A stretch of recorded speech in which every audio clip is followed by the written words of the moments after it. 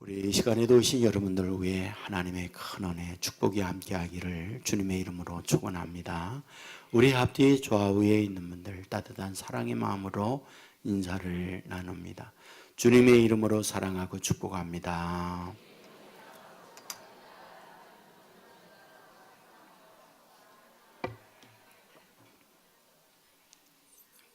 감사합니다.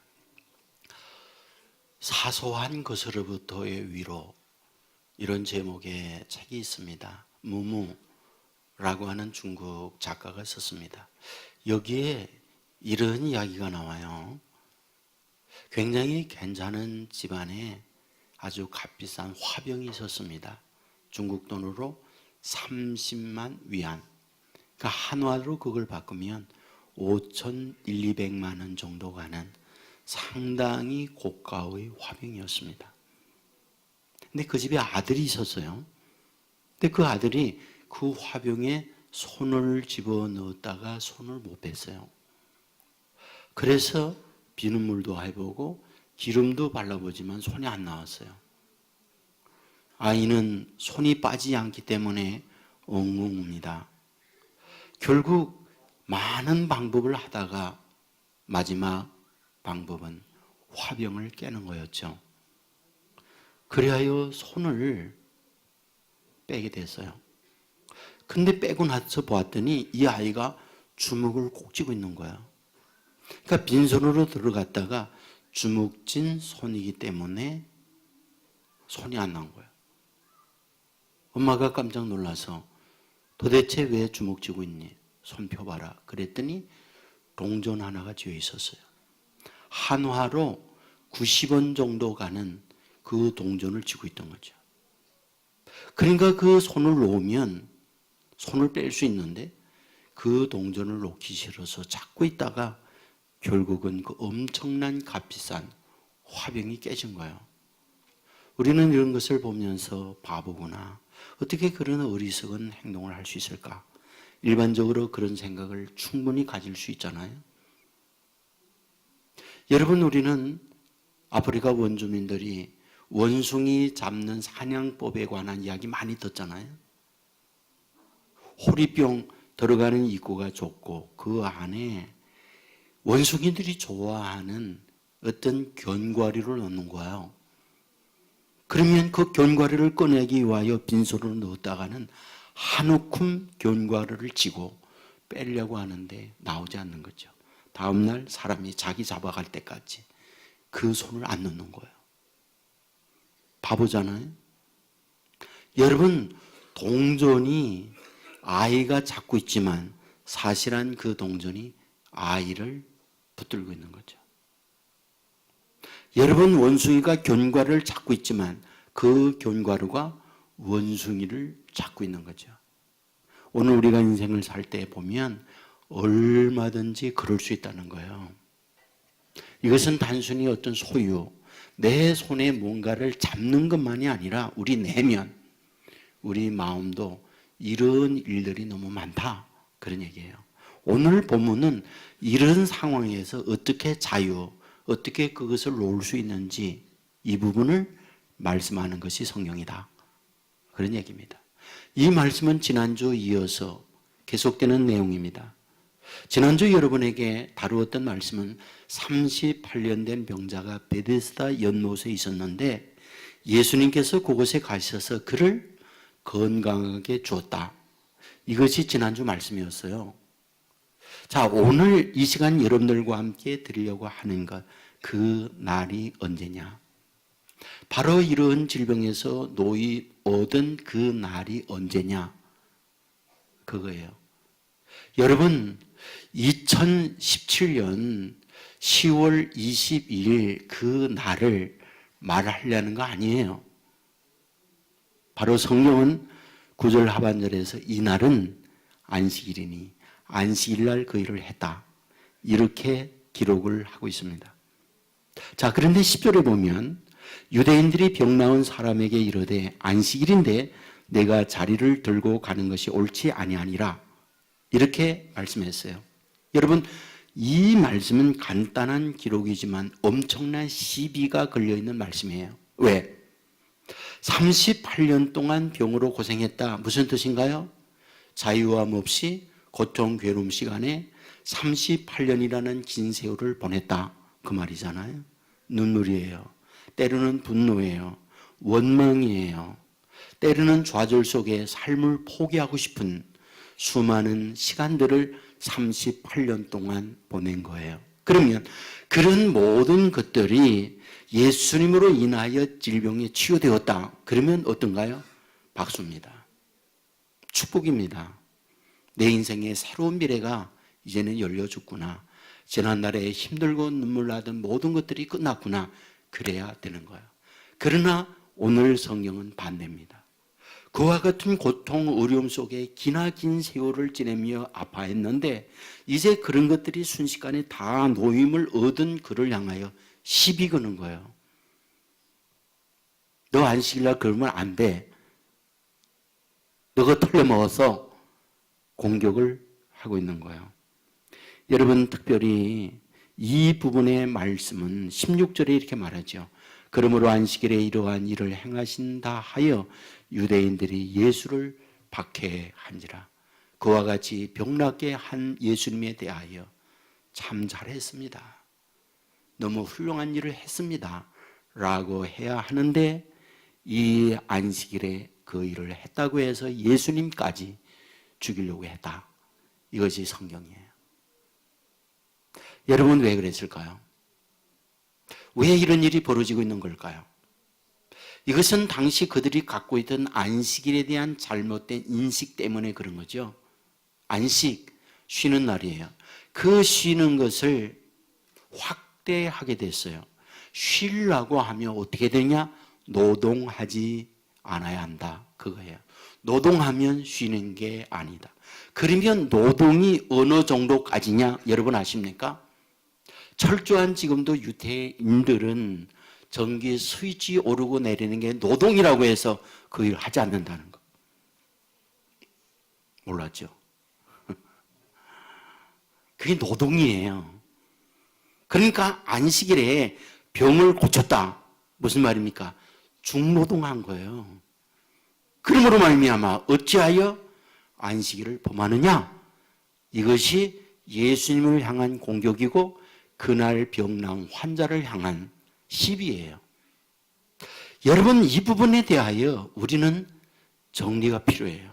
이걸 어떻게 해석해야 하느냐? 성경은 안식의 문제 아주 중요한 중심적 사상으로 다루어요. 창세기 2장 2절에 이렇게 말하죠. 하나님이 그가 하시던 일을 일곱째 날에 마치시니 그가 하시던 모든 일을 그치고 일곱째 날에 안식하시니라. 여세 동안 천지 창조하고 일곱째 되는 날 안식했다. 이랬어요. 여러분, 이 말씀은 간단한 하나님이 여세 일하시고 하루 쉬는구나 이런 말씀으로 볼 수 있지만 그걸 넘어서요. 왜? 여러분, 사람을 언제 만들어요? 여섯째 만들어요. 그러면 사람이 만들고 나서 그 다음날 사람이 맞는 날이 무슨 날이에요? 안식일이에요. 그러니까 하나님은 엿새 동안 창조하고 다음날 쉬시지만은 인간은 첫날 맞는 날이 안식하는 날로 맡고 있다. 무슨 뜻입니까? 하나님께서 사람을 만들고 하나님이 사람에게 주고 하는 것 안식을 주려고 했구나. 이게 성경이에요. 여러분, 안식은 성경이 우리를 향하여 아주 굉장히 중요하게 다루고 있는 사상이에요. 우리가 시내산에서 하나님께서 모세를 통하여 십계명 받은 거 아십니다. 네 번째 계명이 안식일을 기억하여 그날을 거룩히 지키라 하는 말씀이었어요. 여러분, 이 부분에 대하여 히브리서에 가게 되어지면 히브리서의 안식에 관한 문제를 많이 다룹니다. 특별히 히브리서 4장 10절에 보면 이미 그의 안식에 들어간 자는 하나님이 자기 일을 쉬심과 같이 자기 일을 쉬노니라. 하나님이 쉰 것처럼 안식에 들어가시 쉰다. 그리고 11절에 그러므로 우리가 저 안식에 들어가기를 힘쓸지니라. 안식에 들어가도록 힘써야 된다. 그리고 이것이 요한 계시록에 넘어오면 계시록 14장 13절에 또 내가 들으니 하늘에서 음성이 나서 이르되 기록하라.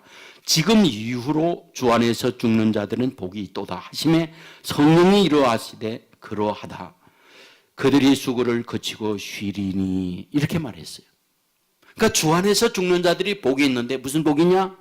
그것은 수고가 거치고 쉰다. 안식이다. 이것을 말씀해 주고 있어요. 그러니까 하나님께서 하나님의 자녀들에게 주고 파는 하나님의 마음, 안식이에요. 쉼을 주고자 하는 것이 창세기부터 요한계시록까지 흐르고 있는 하나님의 마음이에요. 자, 그런데 우리가 살아가면서 현실은 어떻습니까? 여러분, 노동을 하지 않아야 쉬어요. 그러면 노동을 하지 않으면 쉰다고 말할 수 있나요? 여러분, 쉰다고 쉬는 것이 아닌 거 인상이에요. 우리의 삶의 현실에 보면 쉬는 날은 날인데 마음에 무거운 짐지고 노동하는 것보다 더 고통스러운 시간들을 보내는 인간들 얼마나 많아요. 마음의 두려움, 마음의 염려, 마음의 증오, 마음의 분노, 수많은 갈등과 아픔들이 날은 안식일인데 그날도 여전히 괴로운 가운데 살아요. 이것은 뭐다? 쉼이 없다. 안식하지 못하는 인생을 살고 있다. 이것을 우리에게 보여줘요. 예수님이 옵니다. 왜 옵니까? 바로 이러한 저와 여러분 인생에서 해방시키고 진정한 안식, 진정한 자유를 주기 위한 주님의 뜻이에요. 여러분 오늘 본문에도 안식일 날 38년 된 병자를 고치죠. 그런데 아십니까? 다른 성경에 보면 안식일 날 일을 많이 하셨다는 것. 마가복음 3장에 보면 안식일 날 회당이 있는데 손 마른 자가 있었어요. 그리고 말해요. 일어나라. 그리고 내 손을 내밀라. 그리고 내민 그 손을 회복시켜 줌으로 건강하게 만들어 줍니다. 그러자 시비가 걸려요. 바리새인들이 안식일에 손 마른 자를 고쳐 주었다 하여 그를 미워하고 죽이려 했다는 거예요. 안식일을 범했다는 거예요. 도대체 왜 그러십니까? 그런 시비가 있는 걸 알면서도 왜 구태여 안식일에 쉬시지 그 일을 하는 걸까요? 여기에 우리를 향한 주님의 의도가 있어요. 날이 안식일이라고 너희가 쉬냐? 날은 안식일이지만 병에 고통하고 마음의 아픔을 겪고 있고 그러한 너희로 하여금 진정한 안식을 주고자 내가 왔어. 이 메시지예요.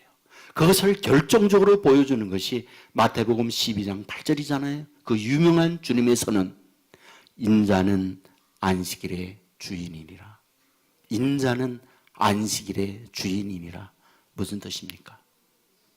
내가 있어야 진정한 안식이지 날이 안식일이라고 나 없는 날 안식이 아니야 이 뜻이에요. 인자가 안식일의 주인이다. 날이 안식일이야. 내가 그 안식에 너희와 함께하고 내가 그 안식일에 다스림을 받을 때 진정한 안식이 너에게 주어져. 내가 안식일의 주인이야. 이 뜻이라는 거예요. 여러분, 오늘 우리는 이 말씀에서 지금 38년 된 병자를 보고 있어요. 그 고친 날이 안식일이에요. 그가 아팠던 게 뭡니까? 38년 된 병이에요. 여러분, 육체의 병만 질병인가요? 지난주 여러분에게 말씀했어요. 그에게는 더 큰 마음의 병이 있었다.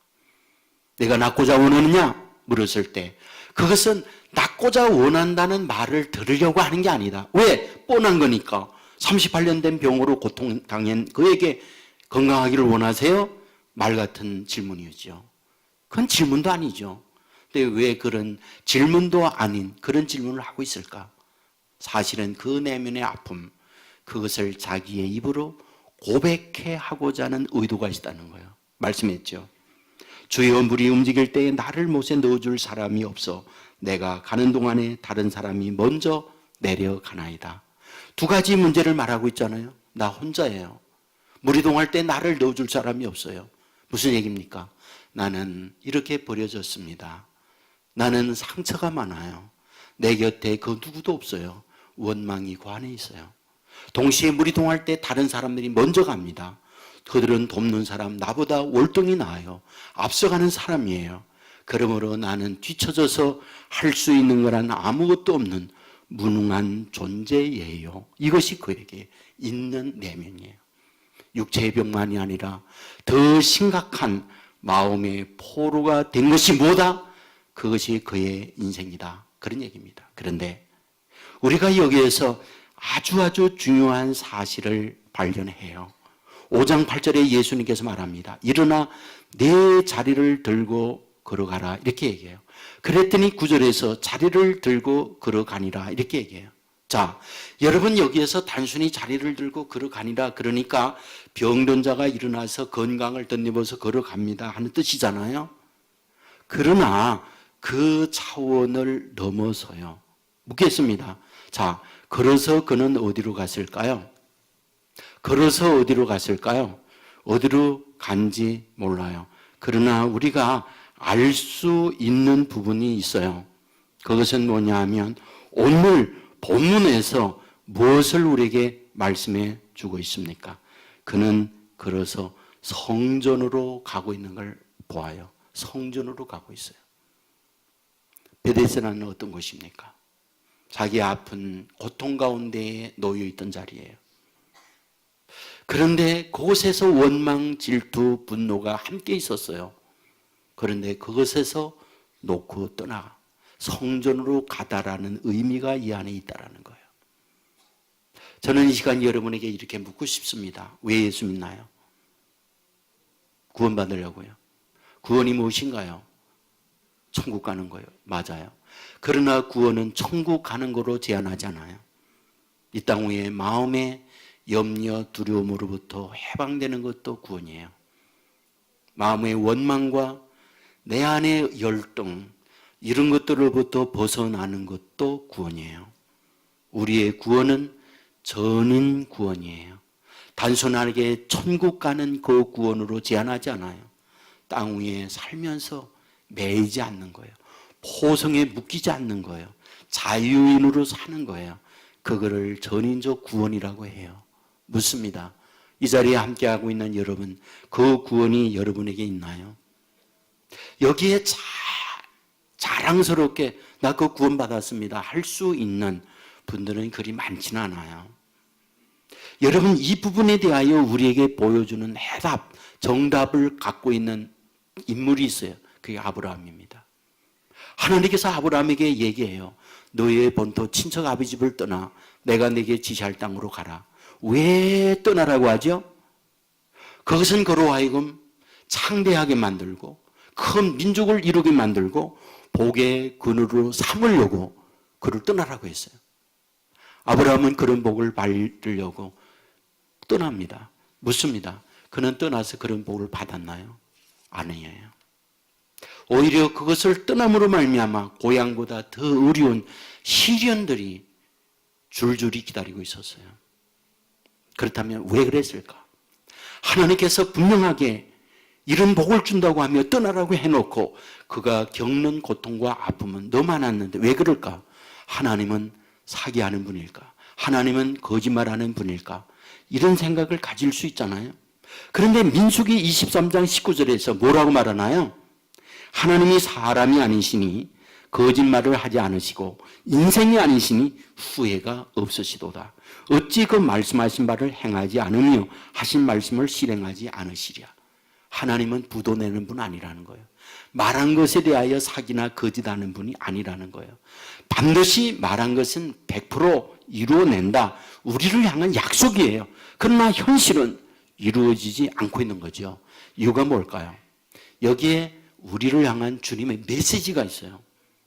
여러분, 지금 아브라함은 갈대아 우르에 살다가 현재 어디 왔어요? 가나안에 살아요. 무슨 뜻이죠?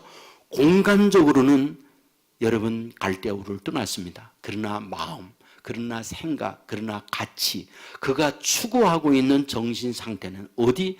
갈대아 우르에 그대로 갖고 와서 지금 가나안에 살고 있다. 그 뜻이에요. 여러분, 이 부분을 놓치지 말아야 해요. 여러분, 그것을 우리에게 보여주는 것이 뭡니까? 하갈과 잠자리 하는 거예요. 85살이 됐어요. 그러니까 75살에 하나님께서 그를 부르고 10년이 지나갔어요. 가나안에서 사는 시간들이에요. 그런데 여전히 그는 어떻다? 그 갈대아 우르의 사상, 갈대아 우르의 가치, 갈대아 우르의 방식으로 그대로 살아요. 그게 바로 하갈과 잠자리하는 거예요. 왜 하갈과 잠자리하는 겁니까? 자녀를 낳으려면 그래도 남자 구실을 할 수 있을 그때 해야지, 인간적 특별히 사람의 생각대로 해버리는 것이 갈대아 우르의 생각이에요. 86살에 아이를 낳아요. 그게 이스마엘입니다. 여러분 아세요? 그 이후에 13년 동안 하나님께서 아브라함과 결별한다는 거. 하나님이 아브라함과 떠나가요. 전혀 얘기가 없어요. 그리고 99살에 하나님이 찾아옵니다. 왜 그때 옵니까? 그 때에 오는 아브라함의 모습을 로마서 4장 8절 이하에서 이렇게 말해줘요. 아브라함이 바랄 수 없는 중에 바라고 믿었으니 이는 내 후손이 이 같으리라 하신 말씀대로 많은 민족의 조상이 되게 하려 하심이라. 그가 100세나 되어 자기 몸이 죽은 것 같고 사라의 태가 죽은 것 같음을 알고도 믿음이 약하여지지 아니하고 믿음이 없어 하나님의 약속을 의심하지 않고 믿음이 견고하여져서 하나님께 영광을 돌리며 약속하신 그것을 또한 능히 이루실 줄을 확신하였으니. 여러분, 이게 무슨 얘기예요? 약속하신 걸 의심하지 않았다. 전에 의심했어요. 그리고 인간적 방법으로 85살에 하갈과 잠자리하고 86살에 이스마엘 낳았어요. 그리고 하나님은 침묵이에요.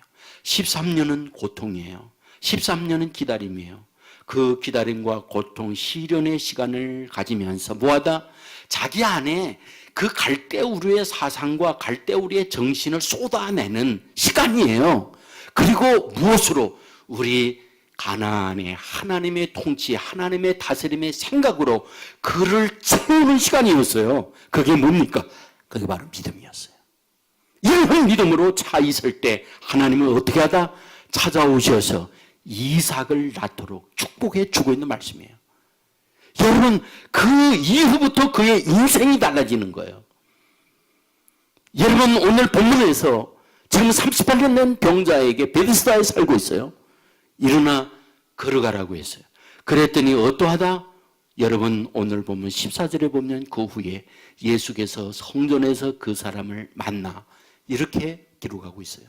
그는 그는 베스다에서 떠나서 어디로? 성전으로 오고 있다. 그런 얘기입니다. 여러분, 성전이 어디입니까? 예루살렘 성전이죠. 그러나 그 성전은 단순한 예루살렘 성전을 말하는 게 아닙니다. 왜? 요한복음 2장 9절에 보면 말해요. 19절에 너희가 이 성전을 홀라. 그랬더니 21절에 이렇게 말하죠. 예수님은 성전된 자기 육체를 가리켜 말씀하신 것이라. 성전이 자기 몸이래요. 지금 베데스다에서 떠나서 성전에 왔어요. 공간적 이동을 말하죠. 그러나 그 차원을 넘었어요. 성전 안 예수님의 품에 안긴 걸 말해요. 여러분, 무엇을 뜻하는 걸까요? 예수님 안에서 예수님의 다스림을 받도록 해라. 베데스다에서 경쟁하면서 뒤처지고 그러므로 마음의 원한과 또한 분노와 나 외로움과 경쟁 속에서 나는 아무것도 아닌 존재라고 섭섭해하지 말고 성전 안에서 이제는 나의 가르침, 나의 말씀의 지배를 받도록 해라. 이것이 바로 성전에서 이루어지는 말씀이라는 거예요. 자, 그런데 14절에 보면 이르시되 보라 내가 나았으니 더 심한 것이 생기지 않게 다시는 죄를 범하지 말라 이렇게 말했어요. 여러분, 이 기록을 어떻게 생각하세요? 이건 불가능한 예수님의 말씀이에요. 더 심한 것이 생기지 않게 다시는 죄를 범하지 말라. 죄 범하지 않고 살 수 있나요? 없어요. 여러분, 이 부분에 대하여 예수님께서 마태복음 5장에서 우리에게 말해줘요. 살인하지 말라. 행위적으로 사람을 죽여야만 살인이 성립되나 나는 너에게 말한다. 너의 마음에 상대를 향하여 미움, 증오, 라가라 욕하면 벌써 살인했어. 살인자야. 이렇게 말해요. 간음하지 말라. 남자가 여자를 보고 음욕을 품으면 벌써 간음죄야. 도둑질하지 말라.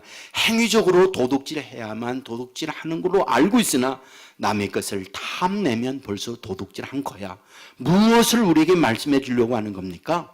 모든 인간은 도둑놈이고 살인자고 간음죄를 지은 자야. 이거를 주님께서 말씀하려는 거잖아요. 여러분, 그렇다면 38년 된 병자, 그에게는 이런 죄가 없을까요? 당연히 있지요. 그런데 어찌하여 더 큰 병이 걸리지 않도록 죄를 범치 말라고 말하는 걸까요? 바로 이것은 성전을 떠나지 말라는 거예요. 내 안을 떠나지 말라는 거예요. 내 안에 내가 있으면 너를 내가 보호해 줄게. 내가 내 안에 있으면 설령 내가 죄를 범한다 할지라도 내 죄를 고백하는 너에게 내 흘린 보혈로 너를 정하게 줄게. 이것을 말씀하고 있는 거예요. 여러분, 오늘 우리에게 주님 안에 거함으로 말미암아서 우리의 육체적 질병의 자유함만이 아니라 우리 내면에 있는 수많은 갈등과 아픔에 붙들어 매고 있는 것들 있잖아요. 여러분에게 말씀을 드렸지만은 아이가 동전을 잡고 있었는데 동전이 그의 인생을 포로로 만드는 거예요. 여러분, 원숭이가 견과류를 잡고 있지만 견과류가 이 원숭이를 잡는 거예요. 내 안에 감정 아픔이 내 인생을 포로로 만들어요. 그래서 내 삶을 불행하게 만들어요. 주님이 왜 왔습니까? 여기에서 자유, 여기에서 해방, 여기에서 치유를 우리에게 주기 위하여 오신 거예요. 안식하기 위하여. 안식일에 그 일을 행합니다. 바로 주님으로 인하여 이런 안식, 이런 자유, 이런 축복이 있기를 주의 이름으로 축원합니다. 저는 개인적으로요, 저와 여러분이 이 단계에 가면 좋겠다는 간절한 소원이 있어요. 그건 자유인이 되는 거거든요. 매이지 않는 거. 정말 이 자유인이 되면 저는 신앙의 그 최고봉에 올라 있다라고 제가 말하고 싶어요. 내가 금식 얼마나 했느냐, 봉사 얼마나 했느냐가 아니고 자유를 할 수 있으면 그분은 최고의 믿음의 경지에 있다. 저는 그렇게 감히 말씀을 드리고 싶어요.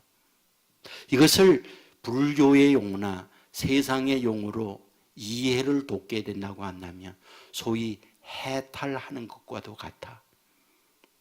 또 도인이 되는 것과도 같다. 이렇게 말씀을 드리고 싶어요. 도사가 되는 거예요. 매이지 않는 거예요. 우리는 너무나 묶여 살아요. 지난날에 정말 아픔이 내 인생을 묶고요, 내를 괴롭혔던 그 인간에 대하여 내 안에 포로가 되어 있고요, 비교에 있어서 정말 나는 뒤처지고 무능하구나, 그리하여 열등의 포로가 되어 있고요, 정말 내 안에 수많은 것들이 올가매서 자유를 박탈하고 인생을 슬프게 살게 만드는 경우 많아요. 안식일에 예배를 드리지만 안식이 없는 거예요. 주님은 이와 같은 저를 보면서, 열을 보면서 마음 아파요. 그래서 얘기해요. 내가 안식일의 주인이다. 그리고 얘기해, 성전 안에 있으라. 저 베데스다에 출발해서 성전에 있으라. 내 안에 있으라. 베데스다에 너의 병, 너의 마음에 올감했던 거, 그거 다 떨어버리고 와, 나의 다스림을 받아라. 이걸 얘기해요. 여러분, 넬슨 만델을 잘 알고 있죠? 참 세계적인 인물이에요.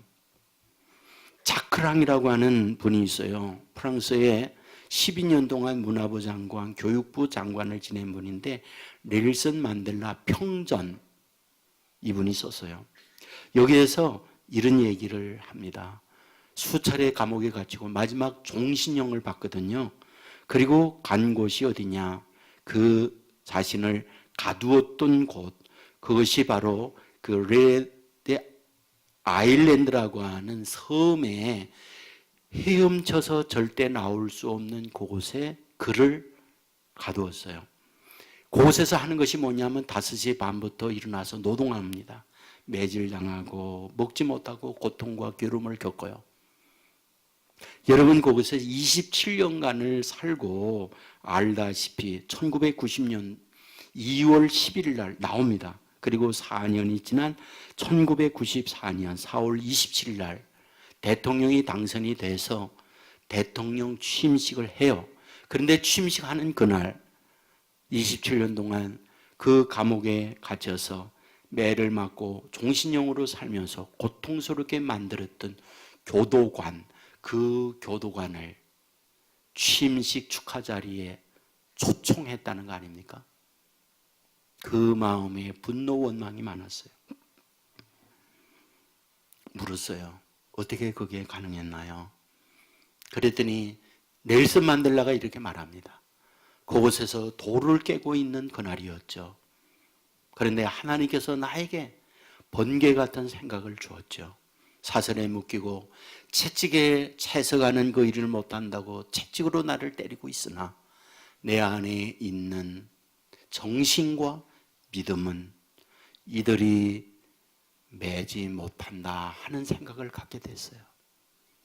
나를 포성으로 묶고 매를 칠한다 할지라도 내 안에 있는 믿음, 내 안에 있는 정신, 이것은 그들이 묶지 못한다.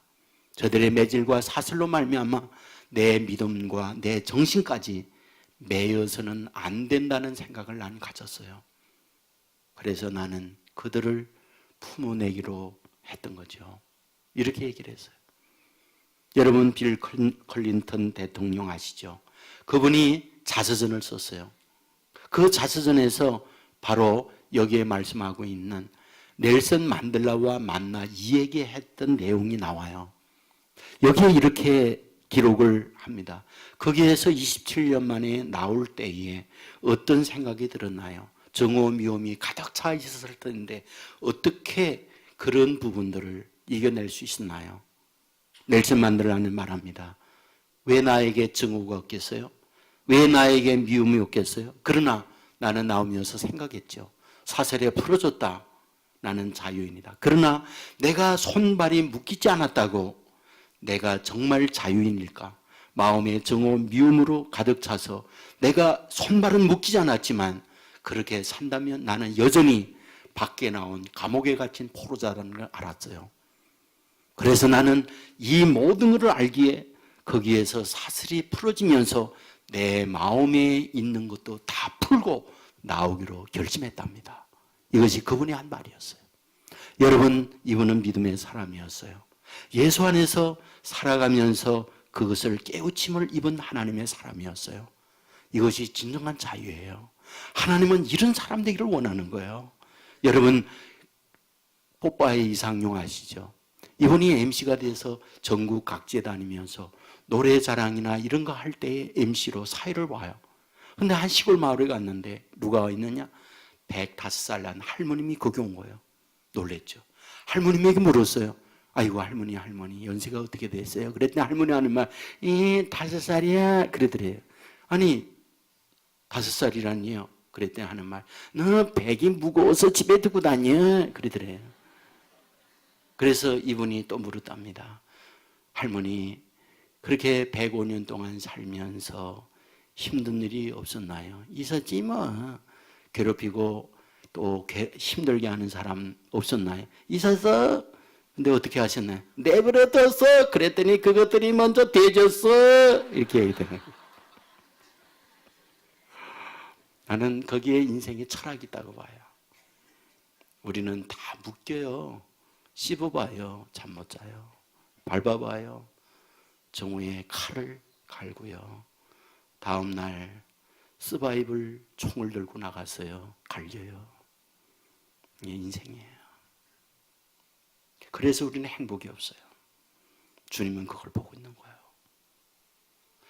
주님이 38년 된 병자 보면서 너 자리를 들고 가. 단순한 게 아닙니다. 일어나 가라고 하는 이 말 속에는 베데스다라고 하는 공간을 떠난 거죠. 그러나 공간을 떠나는 게 아니에요. 거기에서 옆에 나보다 잘난 사람이 있었거든요. 같이 하는 가족들이 있었거든요. 조금 덜한 사람은 웃으면서 식사하면서 지낼 때에 자기 혼자 눈물을 흘렸어요. 그를 향한 증오도 있었어요. 성질도 있었어요. 그걸 떠나는 거예요. 다 놓고 가는 거예요. 어디로? 성전으로. 이번에 특별 기도회를 하면서 안수기도 했잖아요.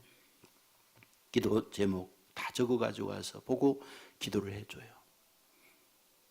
청소년들과 청년들의 상당히 많은 기도 제목이 뭔지 아세요? 휴대폰에서 벗어나게 해주세요. 인터넷 미디어에서 해방되게 해주세요. 기도 제목이 그렇게 많았어요. 동시에 나는 할 수 있는 게 아무것도 없어요. 나는 너무나 열등해요. 그 기도 제목이 그렇게 많았어요. 여러분, 포로예요. 벗어날 수 있어요. 예수 안에 들어오면 다 해방됩니다. 여러분, 예수 안에서 해방되기를 주의 이름으로 축원합니다. 문제가 있죠. 간단하잖아요. 정말 간단하죠. 예수 안에 있으면 모든 게 다 끊어지니까. 근데 안 돼요. 이게 우리의 고민인 거죠. 왜 그런지 아세요? 여러분, 휴대폰 가지고 게임하죠. 인터넷에 들어가서 그러죠. 밤새도 안 졸려. 너무 재미있어. 그런데 예배 와서 예배 시작부터 잠이 와. 그 재미 하나도 없어. 그러니까 안 되는 거예요. 안 되는 거예요. 아세요? 이것은 영적 싸움이에요. 단순한 이 문제가 아니라 우리가 사느냐 죽느냐는 영적 싸움이에요. 이게 심각한 문제입니다. 예? 간단한 문제가 아니에요. 여러분에게 부탁을 드린 게 있다고 한다면 억지로라도 내 몸을 여기 앉히고 억지로라도 돌려진 말씀을 들으려고 하고 성전 안에서 나를 자꾸 끌어가려고 하면 그 가운데 성령 하나님이 나에게 와서 말씀이 내 안에 있는 이런 것들을 몰아내요. 마약이 좋죠. 쾌락이 좋죠. 그러나 그건 파멸이에요. 사탄이 우리로 하여금 이 세상의 것들로 우리를 묶고 갈 때 결국 우리 망하게 하는 거거든요. 주님은 건져내기를 원해요. 해방하려고 하는 거예요. 그러려고 하면 어떠냐? 베데스다 떠나라. 그리고 성전 안에서 나의 가르침을 받아라. 억지로라도 내 몸을 여기에 붙들어 매는 거예요. 주의 은혜 사슬 대사 나를 주께 매소서. 주의 은혜가 사슬이 돼서 나를 묶어매는 거예요. 그럴 때 묶어내서 억지로라도 주의 말씀 안에 거하게 하고 주의 말씀이 저와 여러분을 다스리게 하면 베데스다의 모든 걸 다 끊고 성전 안에서 위로 주시는 은혜, 자유, 축복 이 누리며 살아가는 하나님의 사람들 줄 믿습니다. 이 은혜 저와 여러분 가운데 넘치기를 주의 이름으로 축원합니다. 모두 자리에 일어나겠습니다.